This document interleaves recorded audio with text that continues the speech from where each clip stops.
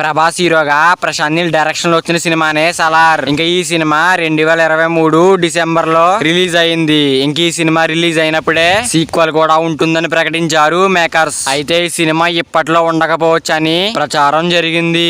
ఎందుకంటే మన ప్రభాస్ అన్న లైనప్ లో చాలా సినిమాలు ఉన్నాయి కాబట్టి కాస్త డిలే అవుతుంది అనుకున్నారు. కానీ తాజాగా అందుతున్న సమాచారం ప్రకారం మరికొద్ది రోజుల్లోనే సలార్ 2 సినిమా షూటింగ్ మొదలు కాబోతుంది. ఈ నెలాఖరిలో రామోజీ ఫిలిం సిటీలో 10 రోజుల షెడ్యూల్ తో షూటింగ్ మొదలు పెట్టబోతున్నారని తెలుస్తుంది. ఇప్పటికే గత 3 నెలల నుంచి ప్రశాంత్ నీల్ అతని టీం మొత్తం కలిసి సలార్ 2 స్క్రిప్ట్ లాక్ చేసే పనిలో ఉన్నారని, ఈ నెలాఖరి నుంచి 10 రోజుల పాటు షూటింగ్ చేయాలని అనుకున్నట్టు తెలుస్తుంది.